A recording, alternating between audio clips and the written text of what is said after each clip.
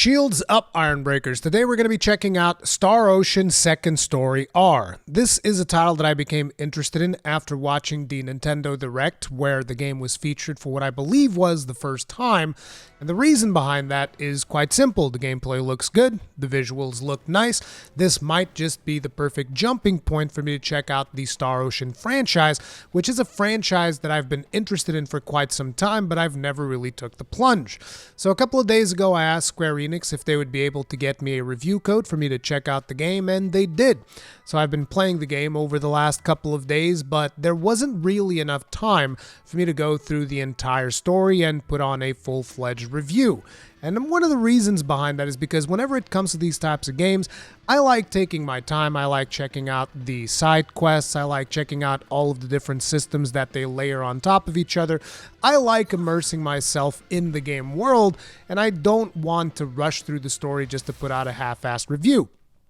Not to mention that it wouldn't make a whole lot of sense to do that, considering that Star Ocean Second Story R is a remake of the original release, Star Ocean Second Story, which came out in 1998.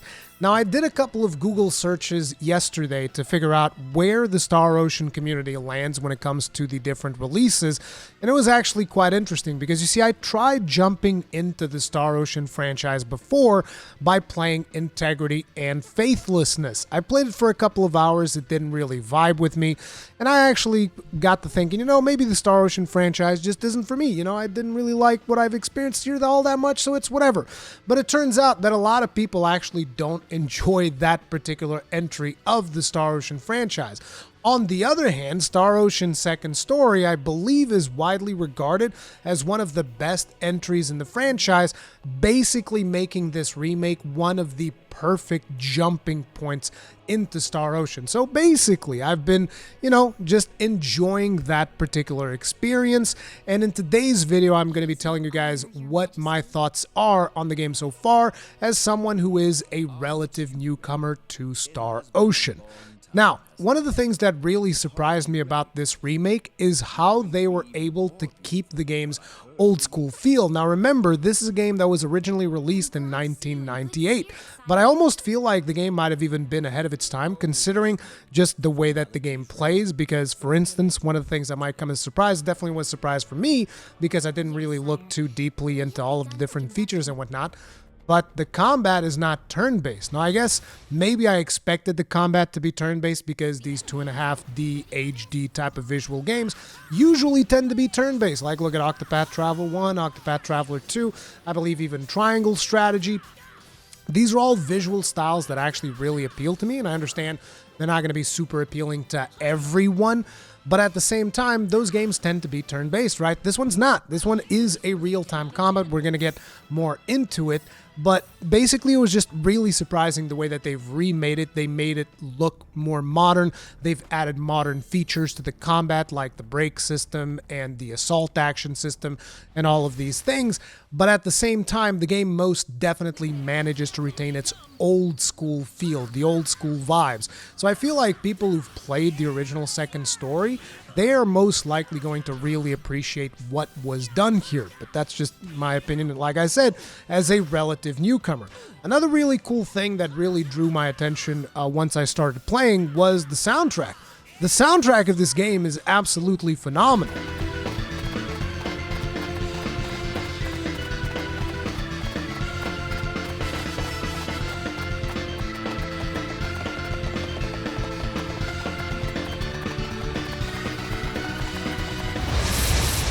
There's no way around it, I guess. For this? Got you!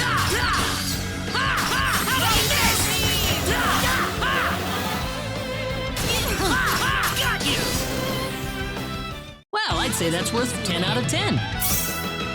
Now, they actually give you the option in the game where you can go ahead and you can use the old soundtrack if that's something that you want, but they've also rearranged and remixed those old tracks, and they brought in the original composer to go ahead and do that so that it retains the same feel. And I've just been really enjoying that. Whenever I jump into a dungeon and the music just like kicks up, I was like, dude, these are some freaking bangers. I love it. But anyway, One of the first things that you're going to be seeing is naturally going to be the brand new visuals. I think that the game looks absolutely gorgeous. Like I said earlier, I don't know if everybody's going to vibe with this art style, but for those of us that do, I believe this is just a feast for the eyes. The visuals are beautiful. I love the art style. Really great job there. In terms of sound, I think the sounds sound great. Like I already said, the soundtrack sounds absolutely fantastic.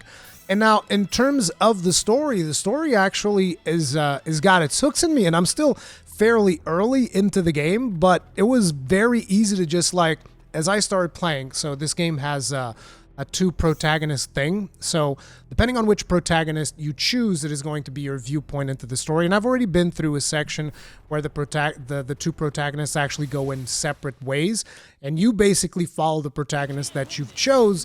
But if you had chosen the other protagonist, you would have gone like a separate path. It's not going to be something where it's like, oh, if you want to get the full-on context of the story, you're going to have to play both characters. It's more like you get different events for this character, and it might give you a little bit more details about their background. And again, I'm just interpreting from what I've seen so far, but like an example very early on that happens in the game is you go to this village and their children have been kidnapped by bandits. And so the party splits up because they have a disagreement, and one of the protagonists goes one way, the other protagonist goes a different way. So with my protagonist, what ended up happening is we beat the crap out of every bandit we could find. Whereas the other protagonist apparently went and saved the children that had been kidnapped.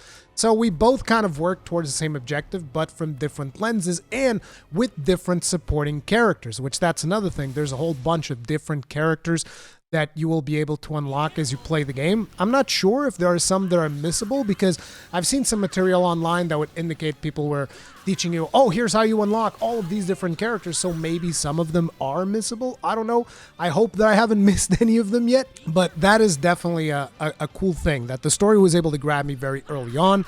It's got some definite Star Trek vibes to it, particularly the Prime Directive, which for those of you that are not familiar with Star Trek, the Prime Directive dictates that you can't really interfere with underdeveloped cultures, you know, because you're a spacefaring civilization. You don't want to interfere with the evolution of other races that haven't really gotten to their space age, so to speak. And that is one of the things that you kind of like get very early on, because your character, I'm playing the male protagonist, and he is basically from a spacefaring civilization, and you have a laser gun, and you're just like, I land on this planet and I start lasering people, and you know, people start going like, hey, what the hell, bro? Like, you have this crazy laser thing. What's going on? We've never seen anything like that. So that is one of the overall vibes of the story. Basically, you get like teleported into this underdeveloped world, and you're dragged along into a bunch of happenings that are happening around that world. And there seems to be an indication that what is happening in that world, because it is being affected by all of these different cataclysmic events, there does seem to be some aspect of it that is by technology of other races that have potentially, like, you know, done something, shoot out this orb that they call the Orb of Sorcery or whatever. It's probably technology based, I would imagine. And you know, that's the type of story that is really just getting its hooks in me. I'm like, oh man, I'm invested, because I like these sci-fi type of JRPGs, and I'm just very invested in what the outcome is going to be. You have this protagonist that is just trying to get back home. He was teleported into this planet. Then you have the other protagonist, who apparently is not a native of the planet that she's in, because she has magical powers that nobody else seems to have. And, you know, then these characters that start showing up, they're all very interesting. It's just got its hooks in me, is what I'm getting at. I know that I'm not saying much because, like I said, I'm still exploring different subquests and all of these things. But at the same time, I also don't want to put out too many spoilers out there, so it's looking really good. There's an interesting system that they have in the game as well, which is this private actions thing.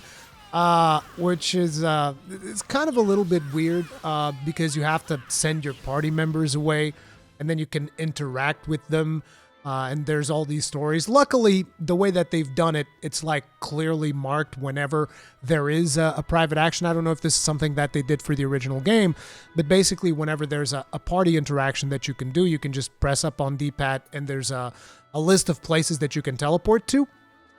And you can just cycle through those places and see really quickly, oh, is there a private action here? Okay, I'm going to go to the place, send the party away, and then you can do the interaction so that you don't really miss out on story beats and whatnot, which is really, really cool. But anyways, as I was saying earlier, one of the things that really surprised me was the combat. I was not expecting the combat to be real time, and they've added a bunch of features to it, but basically the idea is that you move around this battlefield and there's monsters coming after you and whatnot, and you have multiple party members. You can swap between the different party members if you want to. I don't really do that. I usually like to focus on one party member that I really like playing, and I just let the AI do their thing. And they have a lot of customizability when it comes to the AI of these characters. So you can choose, hey, I want you to focus only on healing. I want you to conserve your MP. Hell, you can even tell the character, listen, don't attack. Just run around and evade attacks. And this is actually useful depending on the difficulty that you are playing in, because some characters are just going to be completely obliterated by the enemies that you are fighting.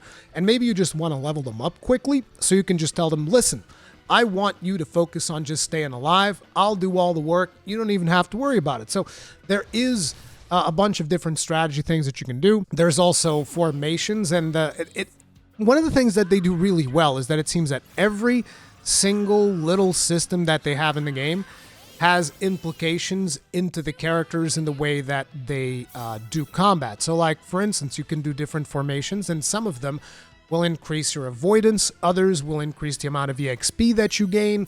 There's a lot of intricacies there in figuring out how your party is going to get into combat, right? Which is really cool. And then there's all of these different abilities that each character has. So as a melee character, you're going to have melee abilities, but not just that, you also have some ranged abilities. Then the other characters that are ranged, they have a bunch of spell casts that they do. And the way in which you coordinate your whole party to go through a combat scenario, to me personally, feels really satisfying. Now, I realize that with the footage that some of you guys are going to be seeing, you're like, Rurikhan, just feels like you're auto-attacking everything to death. And it's like, yes, that is a choice that I've made, because you see, you can put points into improving the active skills that you have for your characters, or you can put points into just improving, their combat capabilities without using those skills. And I've chosen to go ahead and put everything into passive attacks to just make my character really beefy and tanky, because I wanted to jump into the harder difficulty, because that's another thing that they've added that the original game doesn't have. They've added multiple difficulty levels. So you have the Earth difficulty level, which is, hey, I just want to do the story. I don't even want to worry too much about combat. You go Earth and it should be fairly easy. They have the Galaxy difficulty level, which is like your normal. I'm assuming it's the closest thing to the original. And then they have the Universe difficulty level, where everything one-shots you. Yeah.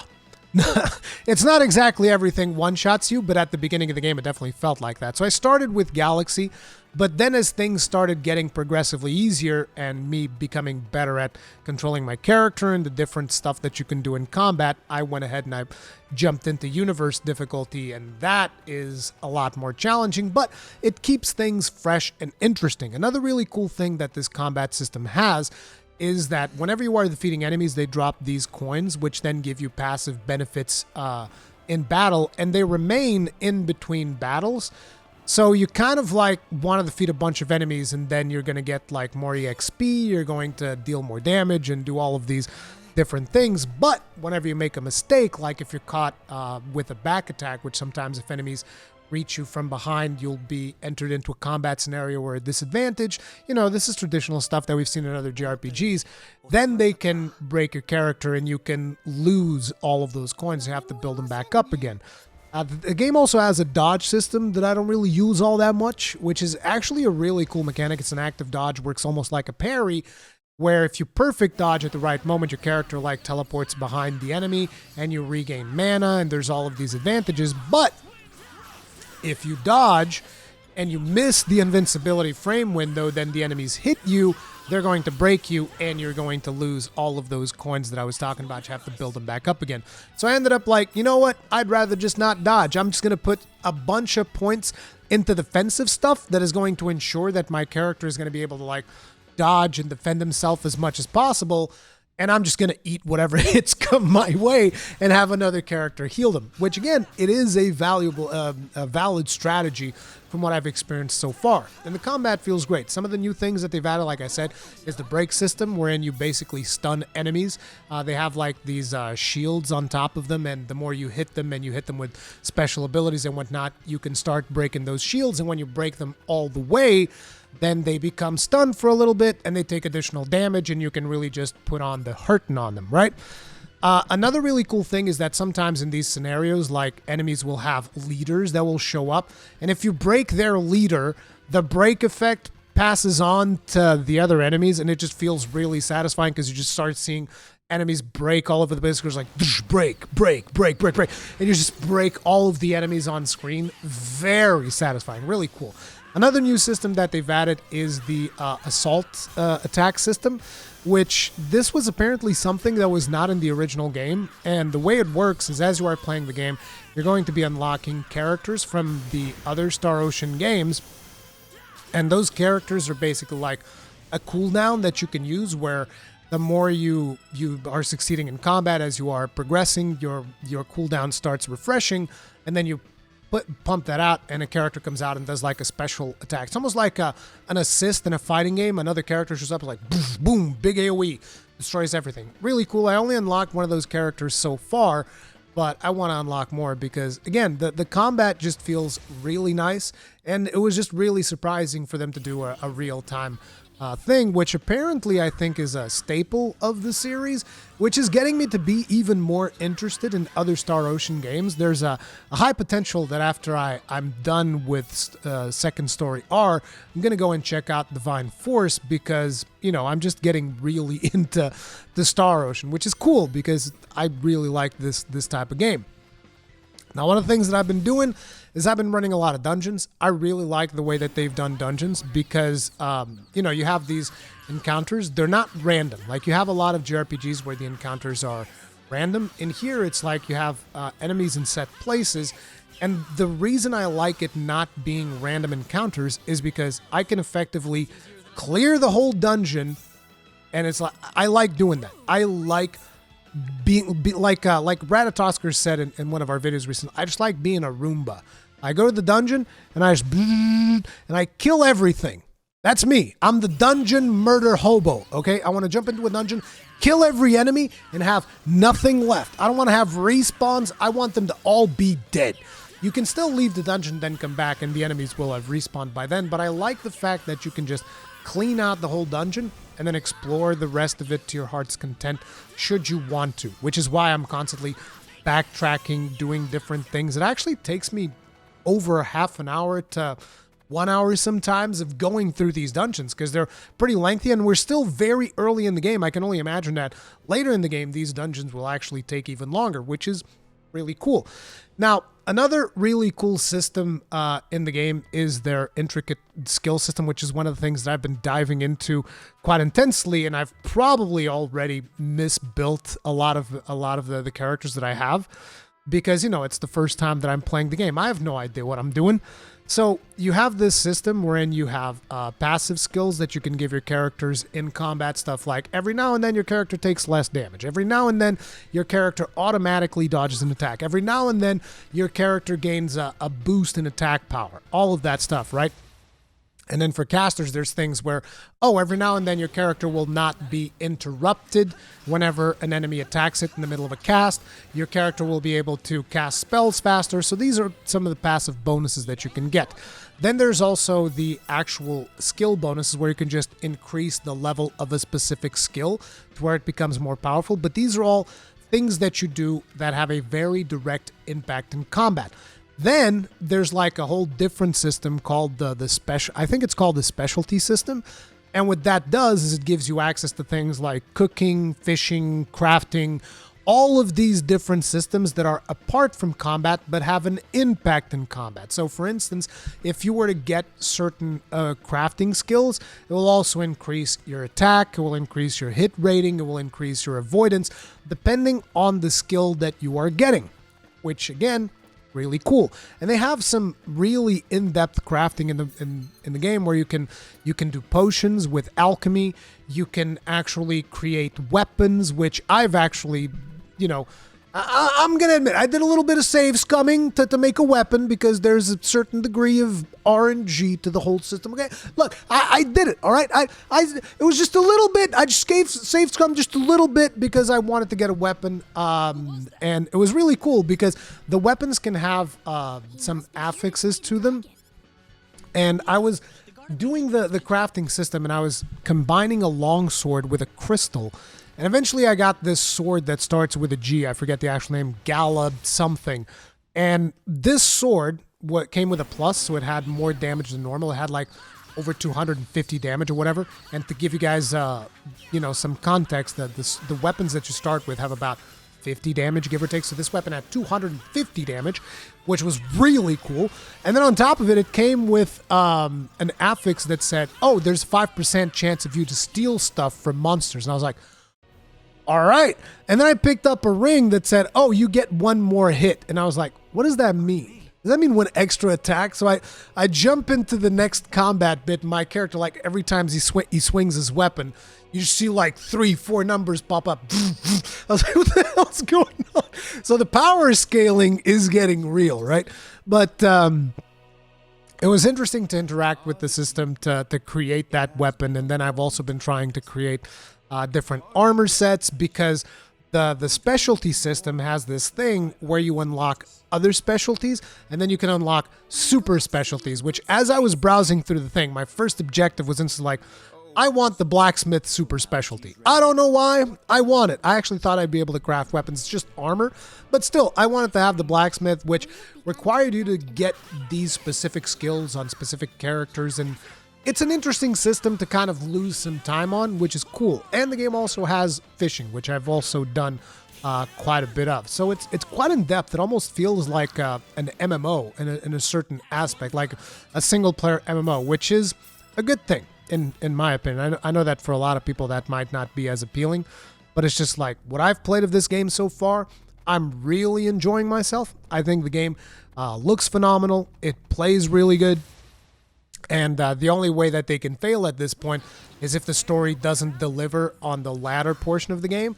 But considering that this is one of the, I believe from the searches that I've did on it, that this is one of the widely most accepted to be one of the best entries in the Star Ocean franchise, most likely I'm going to assume the story delivers, but I might report back on that and be like, guys, actually I was wrong, never mind. But I doubt that's going to be the case because so far it's been really cool. And the game doesn't take itself too seriously. Like sometimes a couple of silly things happen that is, usual in JRPGs, right? But they've done a really good job of presenting the game so far. And it's got its hooks in me. It's got its hooks in me bad. So I'm going to go ahead and I'm going to go back to playing it. Hopefully you guys enjoyed this video. Hopefully it helped you out in making a decision as to whether or not this is something you want to check out.